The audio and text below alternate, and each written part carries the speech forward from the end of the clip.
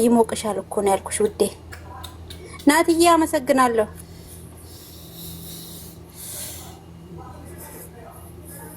አይ እሺ እና እንደዛ ነው። ብትጠብቂኝ ደስ ይለኛል ሚዜሽ ብሆን። እኔም እኮ ከረመዳን በኋላ እመጣለሁ። አይ እኛ እንኳን አሁን ነው ከሳምንት በኋላ ምናምን ነው እኔና እሱ የምንጋባው። ውይ በቃ እንግዲህ ለመልሱ እመጣለሁ። እንደዛ ነገር ደስ ይላል፣ ደስ ይላል። አመሰግናለሁ ወንድምየው። ማነው ባለቤት ነው እንዴ? በርቺ። እንዴት ነሽ አቡ? አረ ወንድሜ ነው፣ ወንድሜ ነው ውዴ። ሰላም ነው። እንዴት ነሽ? የጠፋ ሰው እንዴት ነሽ?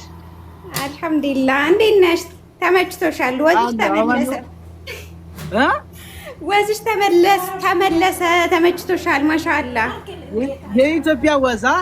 አዎ ቅቤው እኮ ማሻአላህ ያበደ ነው። ማሻአላህ ከአይን ያውጣሽ። አሜን አሜን። ደህና ናቸው ቤተሰብ ሁሉ? ሰላም አገኘሻቸው?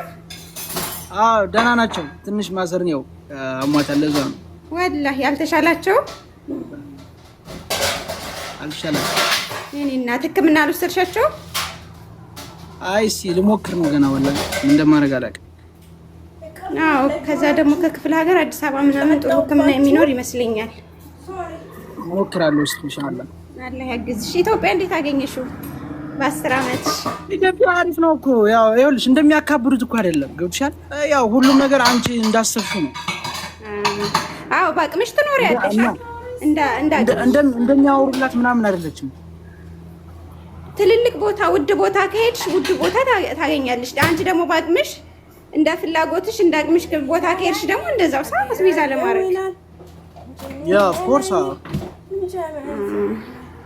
አይ አሪፍ ነው። አልሐምዱሊላህ አላህ ሰላም ያደርግልን ሀገራችንን።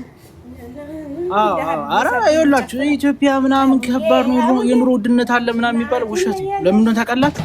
እናንተ የምትኖሩት እንደ ሰው ሳይሆን እንደ ጎረቤት ሳይሆን እንደራሳችሁ እናንተ እንደራሳችሁ አጥር መጠን አድርጋችሁ ከኖራችሁ ትኖራላችሁ። ኢትዮጵያ ላይ ምን አለ መሰለሽ አቡዬ፣ እኛ እንትን ስለምንለው እንጂ እውነት ቤተሰብ አንድ ነገር የሚገርመኝ ነገር እኔና የእናቴ ኑሮ አንድ አይደለም። እሷ በጣም ብልጠት ብላ በትንሹ ነገር ጽድት ብላ ትኖራለች። ቤተሰብም እንደዛው። እኔ ደግሞ የሆነ ነገር አካብዳለሁ ስል ደግሞ እንደዛው ነው እንጂ አላቅበትም ማለት ነው። አሰላሙ አለይኩም ወራህመቱላህ ወበረካቱ። አህለን ወሳህለን።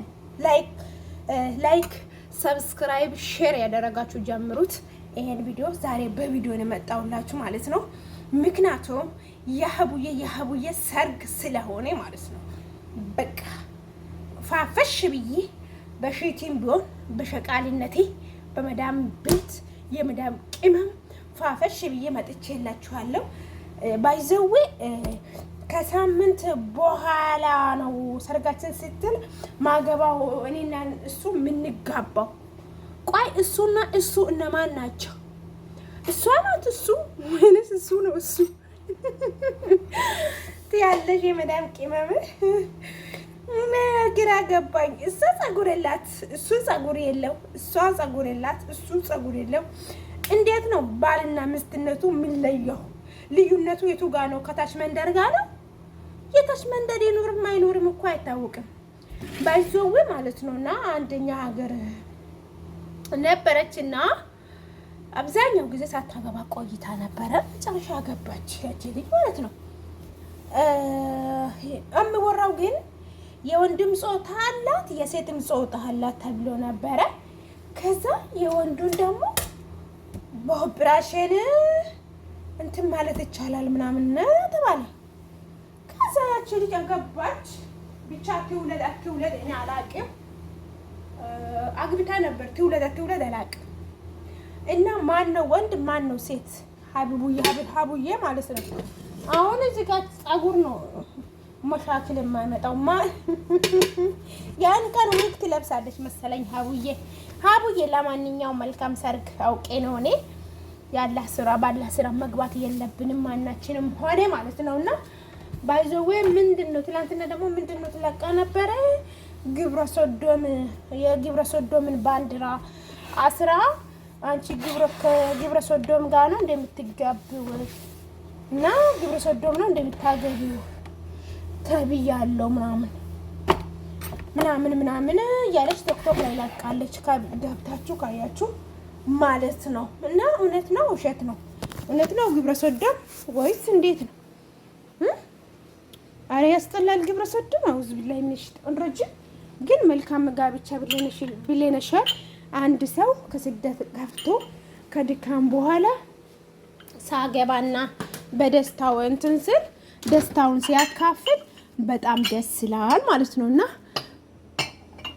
አላህ ደግሞ ደከመኝ እናንተ አላህ ደግሞ ወይኔ አሁን ገና ደከመኝ እኔ ረመዳን ላይ እንዴት ነው የሚሆነው? ያ ረቢ ጉልበቱን ስጠኝ አንተ ያ አላህ ያ ረህማን ያ ከሪም ያ ዘልጀላሊ ወልኢክራም ያ ሀዩ ያ ቀዩ በረህመትክ በእዝነትክ አንተ ረህመተኛ ነህና አንተ ቀለል አድርግልን። እንደው ወላሂ የዘንድሮን ጾም ማለት ነው ቀላል አልፈራሁትም ስራው ያ ረቢ ያ አላህ እንደፈራሁት አላህ ቀለል ያድርግልኝ ማለት ነው። ዱዓ ጸሎት አድርጉልን። እንግዲህ በነገራችን ላይ ባዘው የክርስቲያኖችም ጾም ከነጎዳ ነው መሰለኝ የሚገባው ከነጎዳ ይሁን ይመስለኛል እንደዛ ነው። አንድ ላይ ነው ተከታታይ ነው ጾማቸው አምና እንደዛ ነበር መሰለኝ እና ደስ ይላል። ክርስቲያንም ጾም የሙስሊምም ጾም አንድ ላይ ይካሄዳል ማለት ነው። ከዛ ኑሮ ጣጦፋል ማለት ነው። ባይዘው እኮ አዎ ለነገሩ ጾም ከተደራረበ ኑሮ ጻጾፋል ሰማይ ይወጣል። በኢትዮጵያ ምስኪኖች ማለት ነው ከኑሮ አንፃር ውድነቱ እና ለማንኛውም ሀቡዬ መልካም ትዳር። እኔ በጣም ምቀና ምን እንደሆነ ታውቃለህ? የዘንድሮ ጾም ታድለው ከቤተሰቦቻቸው ከባሎቻቸው ሲጾሙ ከስደት ገብቶ በጣም ነው የሚቀናው እኔ ማለት ነውና እንግዲህ ኢንሻአላህ ካልሞት በቀጣይ ዓመት ከፋሚሊ እናሳልፋለን ብለን እንገምታለን። ወስነን አቃተን ማለት ነው። ስለዚህ ሁሉም ነገር ከሱ ስለሚመጣ አላህ መብቴውን ፈጥሮልን ደግሞ ለሀገራችን ያብቃን በሰላም እላችኋለሁ። ውዶቼ ቪዲዮን ላይክ ሼር አድርጉ። ሀቢባዬ እንግዲህ መልካም ጋብቻ እሺ ሳራ የአብርሃም ያደርግልሽ ብዬሻለሁ። ላይክ ሼር ሰብስክራይብ እያደረጋችሁ ውዶቼ ማሮቼ አበረታቱን። አዳዲስ ነገር የሚለቅበት ቻናል ነው። ያ ሁለገብ ቪዲዮ ነው የሚለቅበት ባይዘው። ሆኖም ግን በቃ አዳዲስ ነገር ከቲክቶክ መንደር የመዳም ቅመሞች ከተቸገሩ ሁሉ ነገር የሚለቀቅበት ቻናል ነው። ለማንኛውም ላይክ ሼር ሰብስክራይብ አድርጉ። አመሰግናለሁ። ወዳችኋለሁ፣ አከብራችኋለሁ። ቀጣይ ቪዲዮ እስከምንገናኝ መልካም